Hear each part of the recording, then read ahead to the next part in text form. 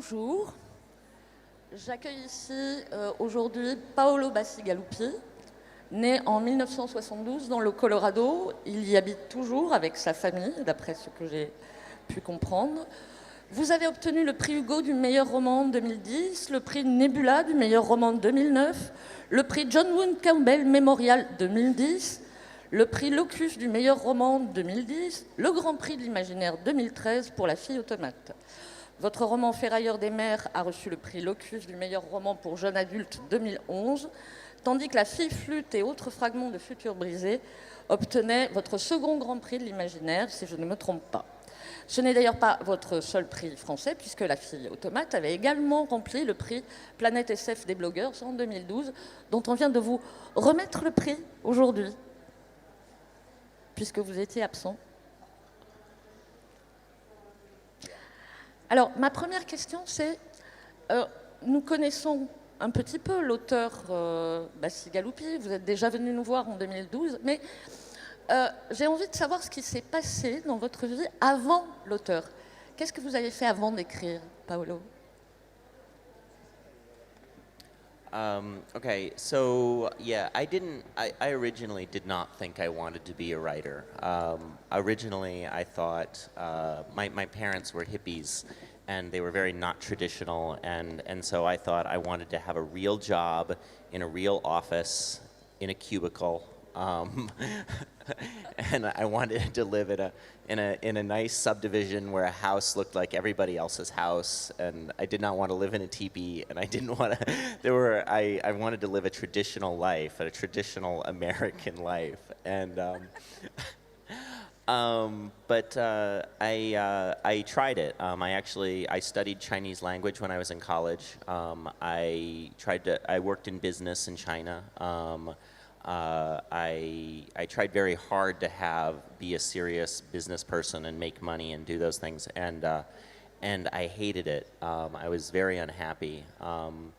I switched from that to programming. In the early days of the internet, I was an internet developer, a web developer. I worked for a consulting company in Boston for a while, and again, there was some moment where I really liked the technology. I thought it was amazing what the internet was doing and how it was changing everything, but I hated the work of working for big companies trying to market products on the internet. There was nothing interesting in that, and so I started writing as an escape from that day job life, and it started as a hobby. It was something I did on the weekends, and then I wrote more and more, and there was a moment when I realized that writing was the only thing I actually enjoyed in my life, and that was the moment when I thought, oh, I'm going to become a novelist. I want to become a novelist. I was in my 20s, and the feeling got so strong that eventually I announced this intention to become a novelist to all of my coworkers and quit my job and said, I'm going to write a novel. And off I went, and I spent all my savings, and I did write a novel, and it was immediately rejected by every single publisher, and it was a total failure. And I had to go back and get another job because I was out of money. And I got another job doing internet development, and those computer jobs were really good because they allowed you to build up a little bit of savings, so then you could quit again and write another novel. And I did that 4 times, actually. I would write a novel, run out of money, fail to sell the novel, go get another job, save up money, then spend it all writing another novel, and I went back and forth like that. I did that 4 times, failed every time. And eventually just accepted that I was never going to be a novelist. After writing 4 novels that had all failed, I just knew it wasn't for me. I wasn't going to succeed. But I loved writing still, and so I started writing short stories. And I knew it was going to be a hobby then. I got a real job, and I would write on the weekends again, and I would write these short stories. And almost immediately, the short stories started to sell. I think I learned enough over the course of all of those bad novels, and they were bad. Every novel that I wrote was terrible, actually, looking back. They were all very broken.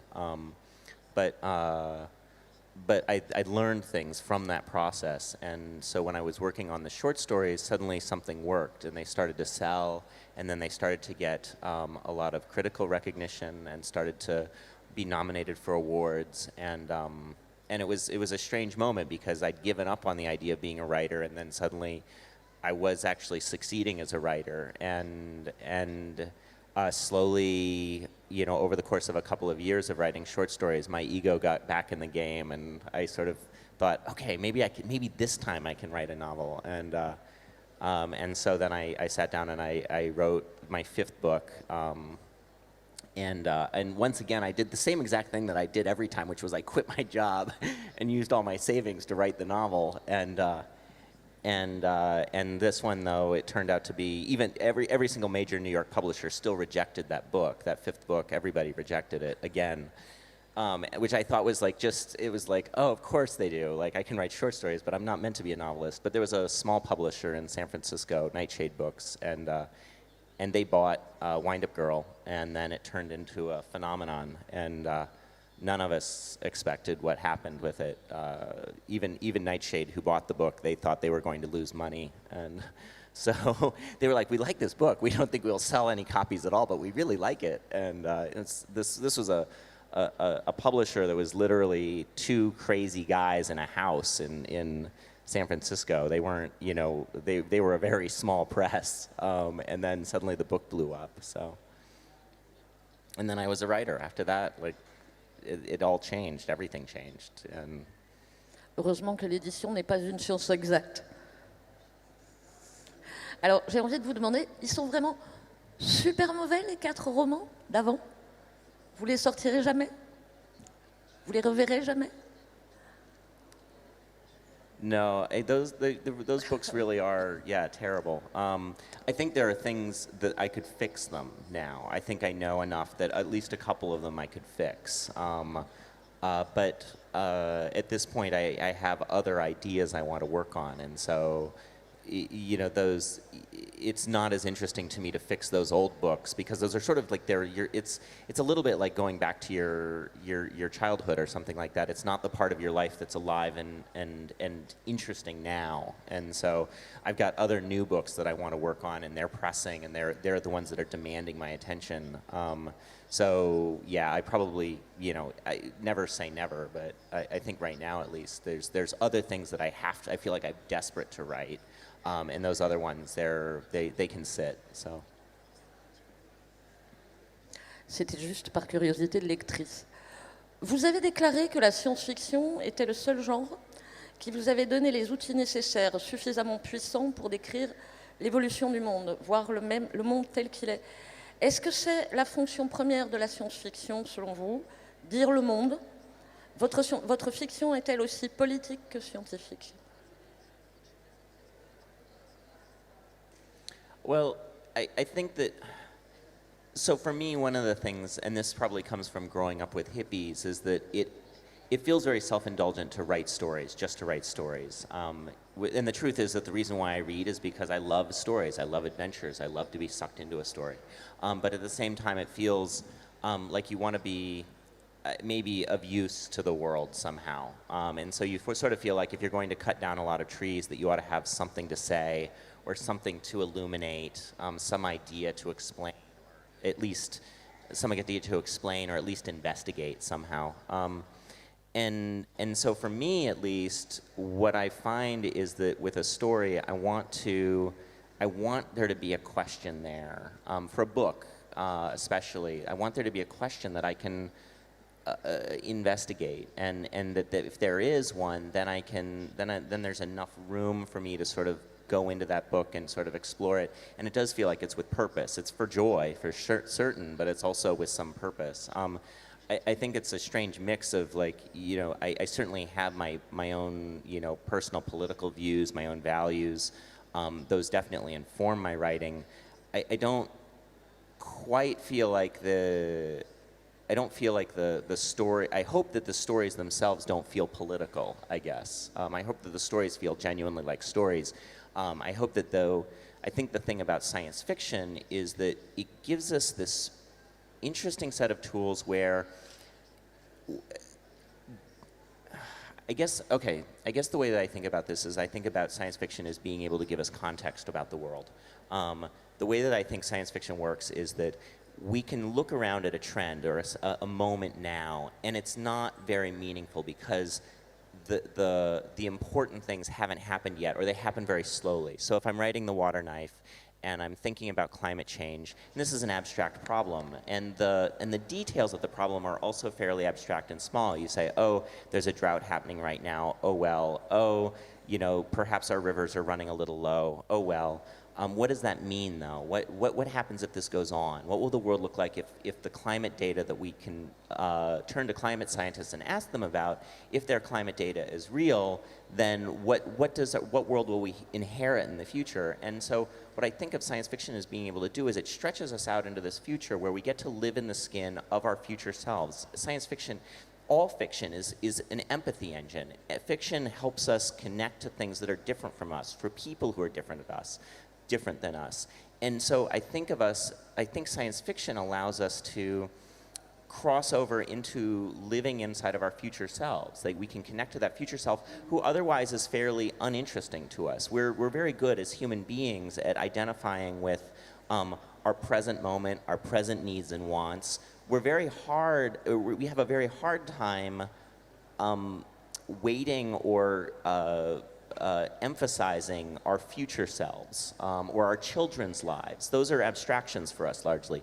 What science fiction can do, though, is it can let us live inside of that future version of our decisions. And so if I can give a reader the experience of living as a climate refugee, someone who has been displaced from their home and has had to cross many states where people hate them and has been stopped by border controls and can't get to someplace safer or better because of it. If I can give the reader that experience of living inside of that climate refugee's skin, then if I connect that to the physical details of our present moment, and you know, in the Water Knife, I'm writing about the southwestern United States and the Colorado River.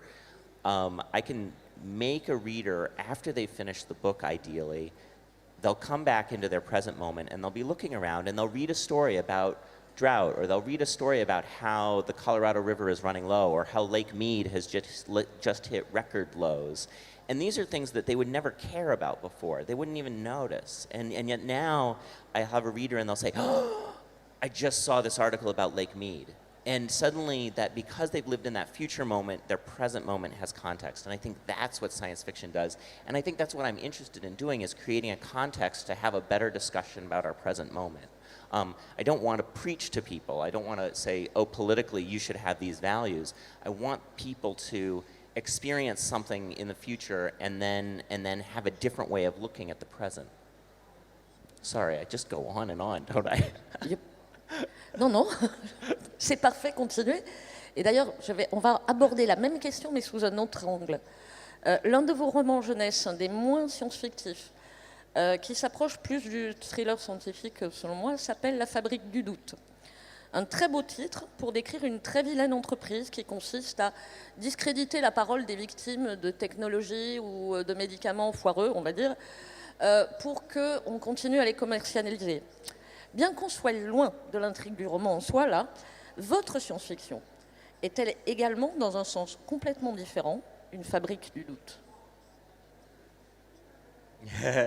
Well, it's all manipulations, isn't it? I mean, the difference between propaganda and information sharing is, I think, a fine line. You know, I mean, and that's, I think that, you know, when I wrote The Doubt Factory, I was very interested in the idea that there are companies that their jobs are to spread doubt about what truth is. Their professional focus is creating confusion about scientific information.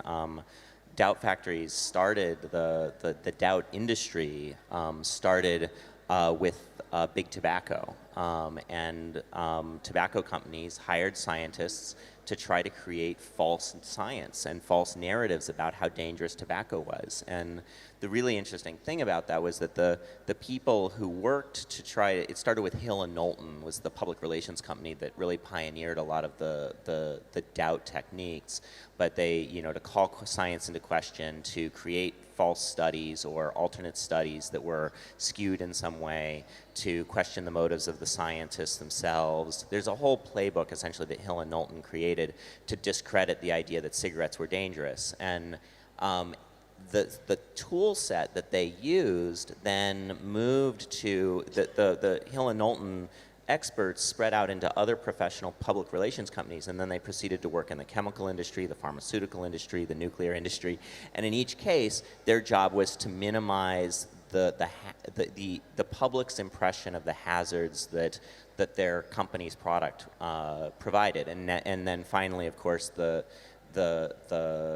these public relations people, they moved into working on climate change, and they worked for ExxonMobil, and the reason why the United States remains as stupid as it is about climate change is because of the work. Essentially, there were a group of public relations professionals who conducted information warfare on a democratic society, and they made confusion. And the more confusion there is, the less we act, the less we deal with problems, and the less we understand which science is real and which isn't. And so we become confused and stupid. And that was why I wrote that book.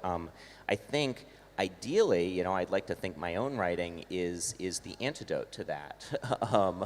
Hopefully that it actually says, no, I'm going to look at science and take science seriously, and I'm going to look for those scientists and respect the process of science that says, wait, we study something, we ask questions about it, we test something, and then we find out, and then we trust those results instead of saying, oh no, we're going to create a whole bunch of paid hacks over here who will try to create another set of false studies. You have to focus on, you know, who's funding science, why that science is happening, but ultimately, like, I think of my work as ideally being connected to true rigorous science, and that hopefully that's, you know, maybe it's a voice in the wilderness at this point, but you hope that you're having a positive impact on the way that people understand the world and that they actually understand the truths of the world. En Europe, en tout cas, le doute est constructeur. Le doute, c'est la science, c'est Descartes. Je vais changer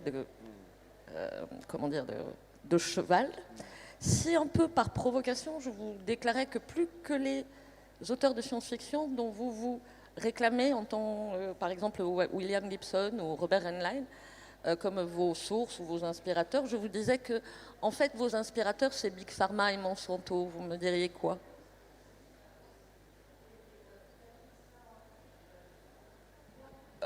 Okay, so in terms of the who inspires me as writers, I do hark back to classic science fiction writers. It's Heinlein, it's Gibson, it's Neil Stephenson, it's Ursula Le Guin, and these people, they taught me how to write. The things that give me questions are almost always, it's always a technology, or it's a behavior I see around me in society. I'm looking around at society all the time and looking for, and I don't know why this is, but my particular view on the world is always to look at something that everyone else says is great. And then my personal sort of, my wife just thinks that I just turn everything to shit, but I look at the world and I ask, what could go wrong? What would go wrong with this? What have you not thought of? Oh, you say it's perfect. Well, I can think of 5 different ways that would go wrong. Oh, actually, I think of 6. No, now I've thought of 10. And there's something about my personality. I do this in my personal life as well. I think about it every day. You know, how are my finances? Well, they're fine. Oh, well, except for I thought of 10 things that can now go wrong. So it makes me a really miserable personality. But yeah, so when I look at some place like Monsanto, where they come up with a technology and they come up with something like the Terminator gene, which was a genetic modification to seeds to make them sterile. I see that and I think, okay, so I see a profit-driven corporation that's trying to control whether or not seeds can breed. What could possibly go wrong with this?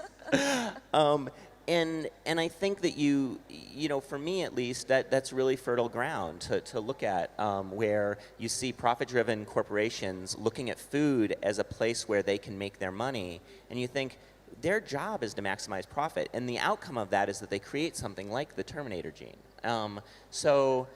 So you see where their values are. As soon as they create the Terminator gene, you know exactly where their values are. Their job is to maximize profit. Their job is to make sure that that farmer comes back every year and buys a seed from them instead of replanting the seed.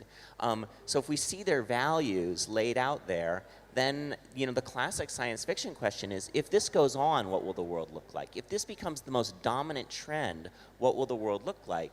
And for me, when I look at a company like Monsanto, where they only, their entire existence, it's not their fault that they're evil, they're just, their entire existence is driven around profit. They are not about, their advertisements are about feeding people, right? That's their public-facing personas, like, we feed people, we feed the poor, we increase crop yield. That's the advertising side, but what you see their behaviors, when you see them create something like the Terminator gene, that's their values. And so when I'm looking at it as a science fiction writer, I'm like, okay, so let's take those values further out, and that's where you create something like the Wind-Up Girl story, where calorie companies control all of the food supplies, and only the people who can pay, only the people who can come back can get any seeds, and they're so profit-driven, in fact, that they've released plagues that have wiped out all other naturally occurring plant food, food sources, so that they are the sole monopolists of food. And that strikes me as being an entirely reasonable and profitable sort of way to go about things, if this is the way you look at the world. And so I wanted to take that and stretch that out. And I think that, ideally, if you, again, stretch it out far enough, people get to live in that world of, this is what a calorie company controlling all of our food really looks like. How do we feel about that?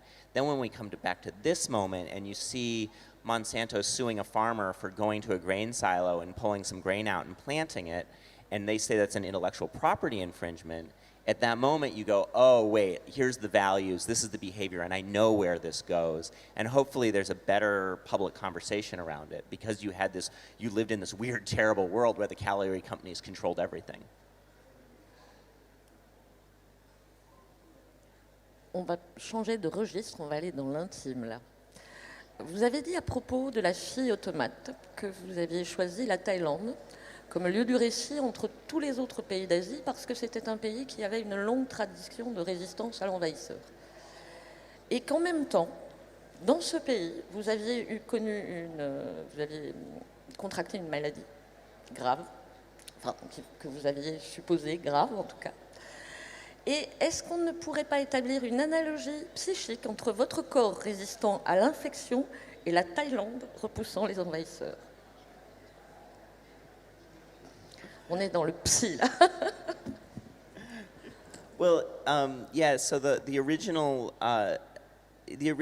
idea for the Wind-Up Girl happened from a collection of different things, but part of it was sort of the madness of sickness, of being sick in Southeast Asia and not really knowing what was going on. And I think that, if anything, I think Thailand basically infected me in that moment, because there were a couple of different things that happened. One of them was that during the time that so my background, again, I studied Chinese. I lived in China for many years. Sometimes I would travel down into the rest of Southeast Asia. On one particular trip, I was traveling through South China just as SARS was happening. And SARS was a sudden acute respiratory syndrome. Okay. And so there was a moment where it really was unclear about how dangerous this disease was, how many people were going to die from it, and how much of a pandemic it was. It really started to spread. And I had traveled directly through the hot zone, and at the time that I traveled through it, China was basically lying about how many infected people they had and what the situation was. So as the news started to trickle out and get more and more clear about what was going on, you would be listening and hearing people around you cough, and you'd suddenly be wondering, like, is this SARS? Like, how bad is this? When you got on a plane, everybody was wearing masks. There was just this strange moment where you had this feeling of pandemic, and you see that thread into the Wind-Up Girl, where people are also worried about plagues that sweep through, and this strange fear, like, is it going to get me? Is this thing coming for me? But but yeah, when I was in Thailand itself, it was during the hot season, and so it felt like your body is being overwhelmed again and again. You're overwhelmed by the heat. You're overwhelmed by sickness. You're overwhelmed by. I was sweating and so hot that my hands started to have blisters on them, and I started to like sort of. It was like your whole body was becoming somebody else's body. It was terrifying. And I don't know why, I think that there are certain things that feel traumatic, and so they really burrow into your brain and they stick with you. And so the very last thing that happened was that as I was leaving Thailand, I was flying back to the United States, and everybody's wearing masks on the plane and stuff because of SARS, and nobody really knows how bad it is. And one of the stewardesses on the airplane that I was on flying to Japan was a Japanese woman, and you couldn't see her face because her face was covered with a mask, but you could see her eyes, and she had these most extraordinary sort of freckles, right, as little sprays of freckles right on either side of her eye, and they were so perfect that they looked like they might be makeup, or they might have been natural, and you couldn't quite tell. And there was this moment where it's like, is this real, or is this makeup? Is this and then there was she moved in a slightly jerky way, and it was the strangest thing. I couldn't tell, and immediately it brought to mind cosplay from conventions and science fiction and fantasy conventions, where I was like, she almost seemed to be cosplaying a robot in that moment, and she too stuck in my head. And I got back to the States and I started trying to write stories, and I had this strange desire to write about someone who were they human, were they not, what was real, what wasn't, what was natural, what wasn't. And it started to all connect up, everything from Monsanto to Thailand and overwhelming heat and sickness, and this strange woman that I'd seen on an airplane, and it all sort of became this swirl, and you never quite know why a story suddenly gains life, but all of those ingredients were there, and suddenly this thing was the most interesting story that I had, and it was the most interesting world that I was creating. And at that time I was a short story writer and believed I was only a short story writer, and I tried to write a short story about her. And it was really bad. And a friend of mine said, no, this is not a short story. This is a novel. It's too packed together. And I was horrified by that idea at the time because I was so frightened of writing any more books. But yeah, eventually I realized that it was the only interesting thing I had in me, and I started writing it. And I was like, okay, it's hard and it's complicated, and I don't know what I'm going to do with it. And I'll have to go back to Thailand again and do all of this research now because I'm not qualified to write about Thailand. But it all happened.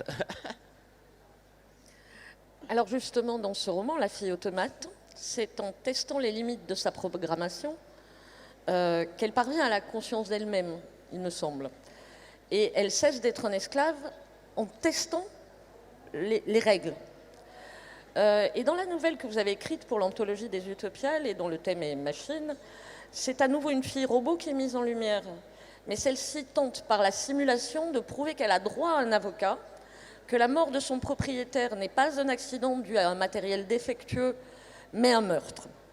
Son interlocuteur ne cesse de se répéter qu'elle simule pour mieux se convaincre de la supprimer, tel le simple objet qu'elle est censée être. Mais n'est-ce pas exactement ainsi, en testant les limites, en apprenant d'abord à imiter les codes sociaux, que nous-mêmes, nous devenons humains? Donc, de ce fait, il semblerait que lorsque nous créons des robots, selon vous, pour être nos esclaves, nous créons d'autres êtres humains juste un peu plus solides. Et quelque part, l'esclavage des robots serait une métaphore de l'esclavage réel que nous faisons subir à une partie de la planète. Est-ce que c'est une vision dans laquelle vous vous reconnaissez là? Yeah, I think that, so I write about either robots or bioengineered people or enslaved peoples, and I do this again and again, and I didn't realize that it was a pattern for me for a long time, but in The Wind-Up Girl there's Emiko, and she is, wind-ups are explicitly designed to serve human beings, to be almost human but not quite, and to live in that gap of being servile but human. that shows up again in my young adult novels, Shipbreaker and the Drowned Cities. I have a character called Tool, and he's a bioengineered war beast. He's a combination of tiger and dog and human and hyena, all of these different components that have been put together, but he's manufactured to be a perfect killing weapon. And he also has been manufactured to be very useful and absolutely obedient. And you do see this. So this is our relationship with, when we create an attack dog. When we train an animal to do our bidding, we explicitly want to reach out and control the things around us. And so there's something about that idea that, we're going to use this technology to try to create beings who are just about like us, but conveniently subservient. And I think, and there are ethical questions there, and there's some interesting thing about, okay, so now what if I am in that other person's skin, if I'm in the skin of the servant, and that I'm always meant to serve, and what is that to be told that you're always meant to serve, and whether that's to serve as a warrior, or whether that's to serve as a sex slave, or whether that's a robot, all those different roles that these characters are created in. I'm sort of curious about the idea of what puts us in those roles, and then how we try to define ourselves out, how we try to get our independence, how we try to establish ourselves as being real. And yeah, in Mika Model, the story is really about this robot saying, no, look, I have made decisions here that are just as bad as a human being's. Therefore, I want the law to intervene. I'm not a product defect that should be returned to the factory. I am a problem for you on a legal level because I am real. I am a murderer. Make me a murderer so that I can define me as a murderer, so that I can be also recognized as being real. It's interesting as a writer, like the moment you start seeing that you have themes that show up again in your own writing, you're like, oh, I did that again. Oh, I did that again. But it's something that feels very rich. And I'm not actually sure what I'm ultimately solving, but I clearly am coming back to it. Moi, j'aime bien l'idée que vous définissiez l'humanité comme un tueur à la base, mais bon, contente. Alors, pour votre dernier roman, Waterknife, en 2012, vous disiez que vous l'aviez conçu comme une espèce de geste obscène que je ne qualifierais pas, à l'adresse de Rick Perry, gouverneur du Texas, qui avait une solution absolument géniale au problème de sécheresse de son État. Il a organisé des séances de prière. J'en reste sans voix quand j'ai appris ça. Et donc, vous décrivez cette façon de traiter le problème comme légèrement irréaliste, pour rester dans l'euphémisme. Et pour lui prouver, vous écrivez un roman de science-fiction, ce qui est un genre pas très réaliste. Alors ça pourrait être un deuxième geste obscène caché dans le premier, mais bon, à nouveau la science-fiction comme pédagogie du réel.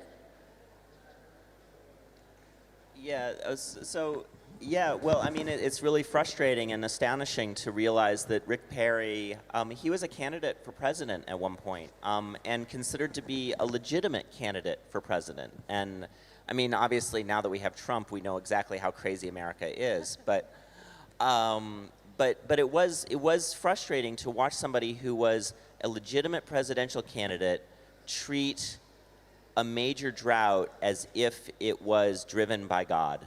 And to see someone engaging in that kind of magical thinking was horrifying. And again, this is that moment as a science fiction writer where you say, well, if this goes on, what will the world look like? If we treat this moment, and the background of all of this was that Rick Perry was the governor of Texas, and Texas was in a drought that was so bad that all of the crops were dying in Texas. They were having to kill the cattle on the land, their cows on the land, because the land couldn't support their cattle. You were seeing rolling brownouts. They were running out of electricity because there wasn't enough water in their dams to turn the turbines. You were seeing all of these impacts from drought. And at this moment, Rick Perry, the governor, the leader of Texas, is going around praying for rain. and encouraging people, let's hold prayer circles, let's pray for rain. And you see that moment where, and then the other thing that you could see is like you're in that drought, and at the time I was down there, I was in Austin, Texas, and we were in that drought, and you could see how bad it was. And then there was a moment that you could say, oh wait, I know what the climate data says about Texas. I know what the climate data says about most of the southern United States. And it says droughts like this are highly likely and are likely to be the new normal. So there's a moment where you realize that you aren't actually in a drought. You realize that you're time traveling. In this moment, you've just stepped into the future, and you're seeing what the climate data says we will live in the future. And you can look around and say, well, how does this look? And the answer is, it's really scary.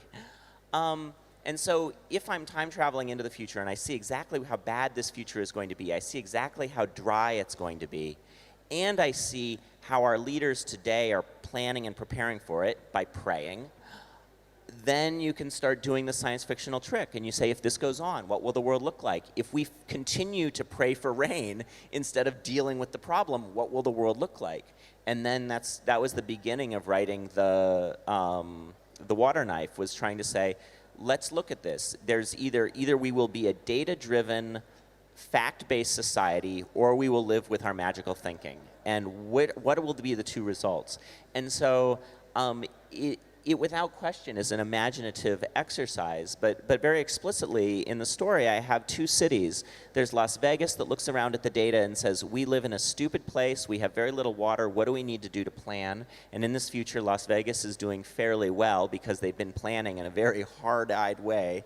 And then there's Phoenix, who's decided not to plan at all, and they're in the process of falling apart. And you can kind of measure both of those outcomes and see people living inside of both kinds of societies, you know, where the drought is coming, that's the fact. How will we plan for it is the question. And with imagination, hopefully, yeah, then there's a moment where, and certainly I get an opportunity to name the religious fanatics in my book, Mary Perry's, after Governor Rick Perry. And there's that is an obscene gesture right to him, and it's a deep pleasure to do that. But yeah, I think that the objective though is to give people the scenarios. It's not to preach, oh, this is smart, this is stupid. To say, take a look at them. What do you think? Try them out. And you know, if you want the Phoenix version or if you want the Texas version where everybody sits around praying for rain, by all means, you know, doesn't this look like about what it is? Alors justement, vous décrivez votre science-fiction comme une distorsion, un filtre, qui met en lumière métaphoriquement ou non certains éléments du monde actuel, ici la sécheresse dans Water Knife et la façon de la traiter. D'une certaine façon, c'est ce que la science-fiction a toujours fait, mais dans Water Knife, vous avez bien délimité les éléments que vous aviez mis en lumière, mais qu'est-ce que vous avez laissé de côté délibérément, selon vous ?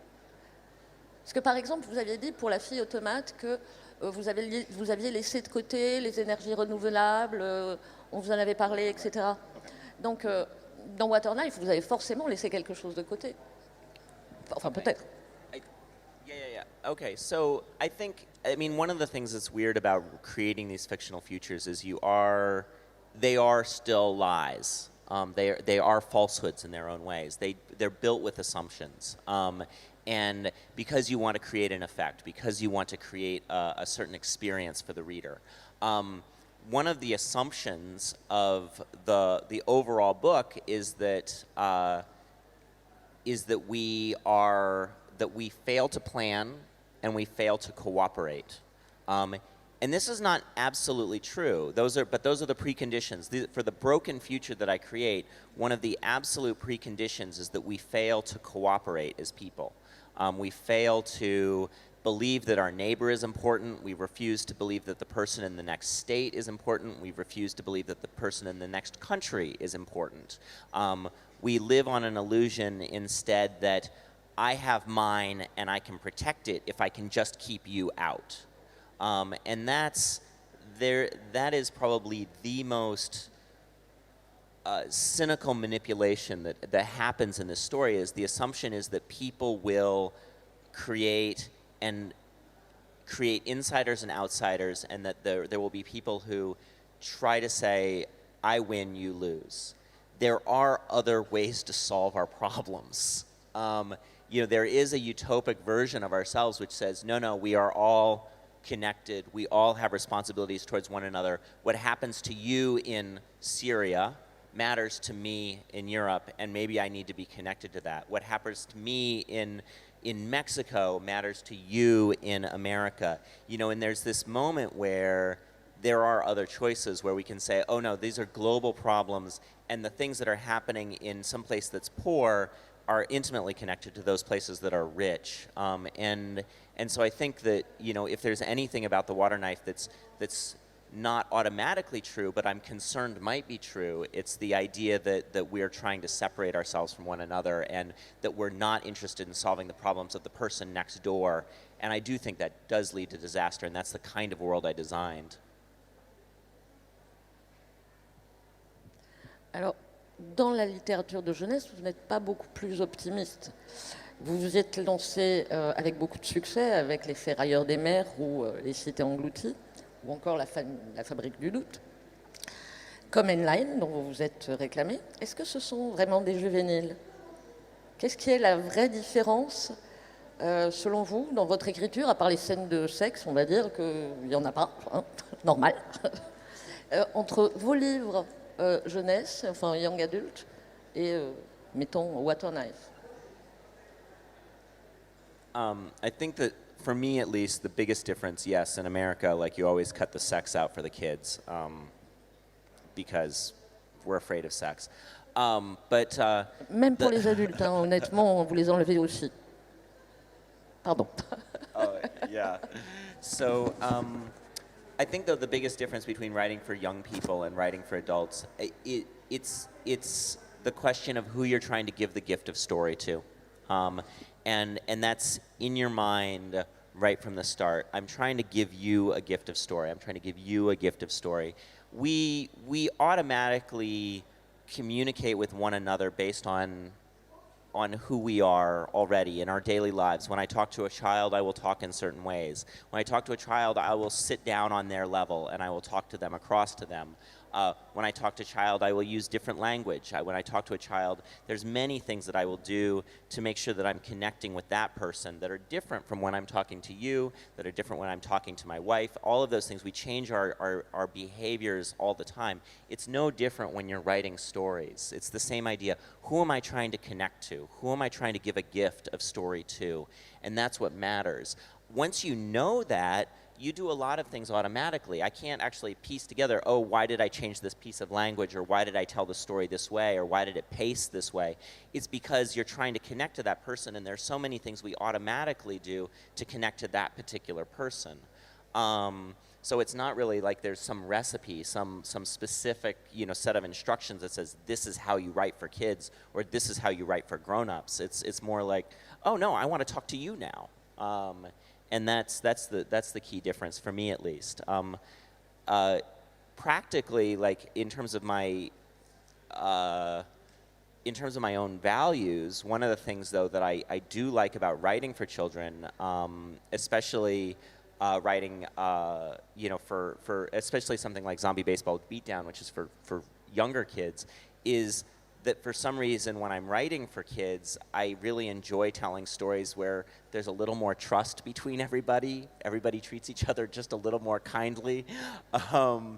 And where there's genuine friendships that everybody can trust and rely on. And those things matter to me. And I want to have those things in stories. And I don't, for whatever reason, those don't feel totally true in adult life.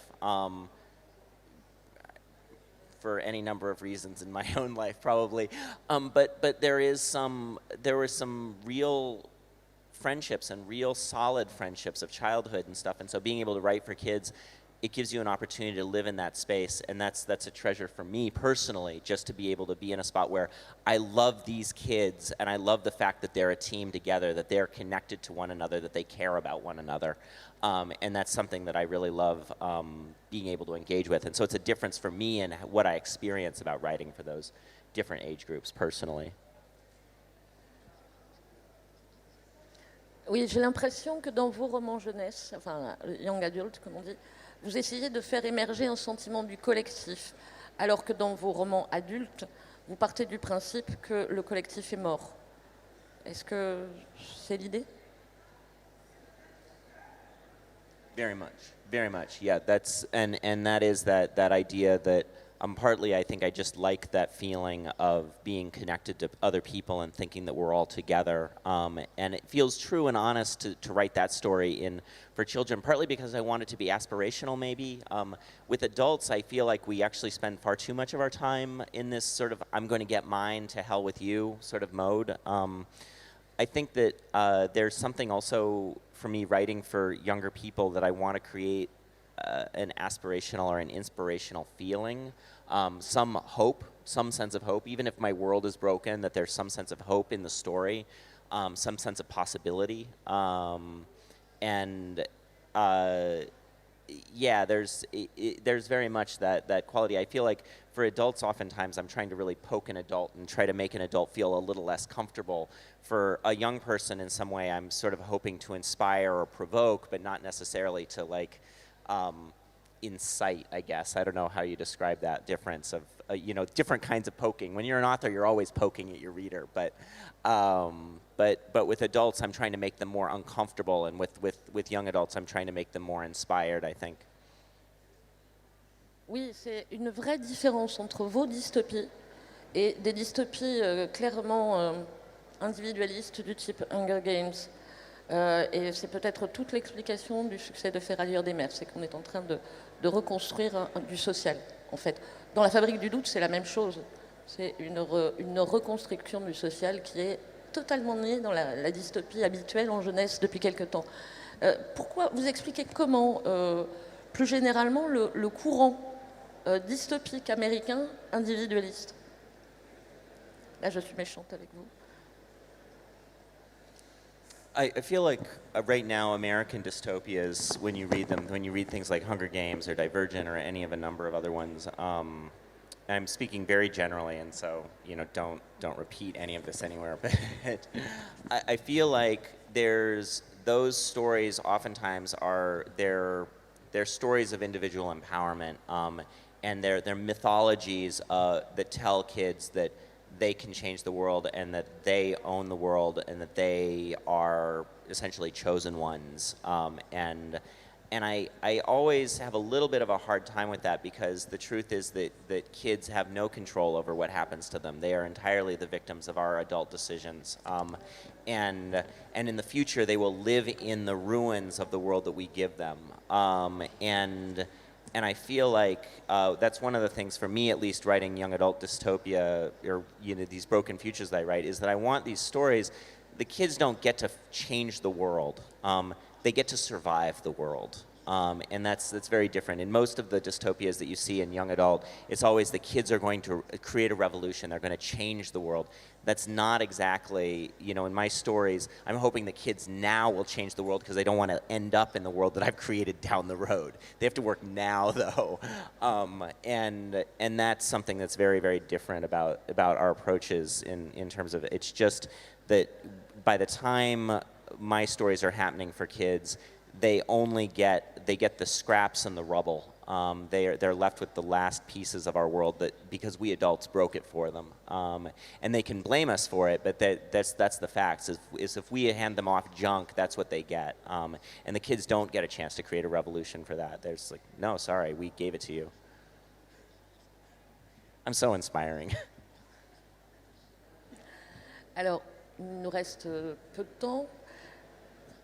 Le thème cette année, c'est machine. Quelle machine vous allez m'inventer, Paolo Bacigalupi, pour le futur? Inventez-moi une machine, une bonne, une mauvaise, comme vous voulez. Ou une machine. Là, maintenant, comme ça, vous avez 3 minutes.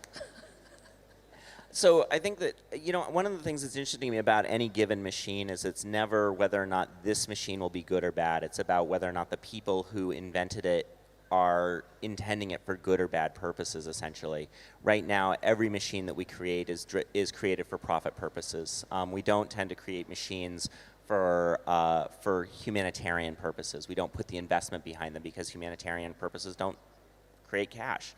In the Water Knife, invent a whole sequence of machines that are all dedicated towards water purity and towards recycling water, but they're only given to the rich. It's technology that only the rich can buy. And I think, you know, and then I invent something like the clear sacks for the poor, and clear sacks are they're water purification devices, but they're basically these high-tech plastic bags that people can urinate into, and then when they squeeze the bag, it filters the urine, and you can drink it again. And they're reusable a certain number of times, but then they run out basically, and so then people throw them away, and they get scattered all over the streets and get caught in the cactus in Phoenix and things like that. And you know, there's the arcologies where they're doing sort of a more holistic thing, where these whole big cities are basically recycling everything and doing it very well and doing it very cleanly and very, very efficiently. And then there's these disposable clear sacks for the poor. And I think that's sort of the range of what we do, and it cuts to kind of where our values are too, which is, you know, we create, you know, the clear sacks, they solve a problem, but they also create more problems because they're a waste problem, but there's no profit in solving that problem. So, oh well, it's just garbage in the street now. And then there's this other version, which is we'll make a really clean and very excellent version of it, but it's only for the rich. And it's like all of the solving the problem of recycling water can be gone at with multiple different technological strategies, but there's something about our values and who we're actually trying to serve that's going to drive what kind of machine or what kind of technology we create. And that's, to me, the most interesting thing. It's never the technology itself, it's the people who are creating it and who they're trying to help and how well they thought out the consequences of the technology or the machine, that really where all of the meat of story is and where all of the potential for asking questions is. So that's, you know, the water treatment, 2 versions. Merci beaucoup. Nous avons terminé. Là, peut-être une question dans l'assistance éventuellement. On a peut-être le temps, 1 minute, parce qu'on a commencé un peu en retard. Quelqu'un? Non. Alors, merci de nous avoir écoutés. Merci Paolo. C'était très enrichissant.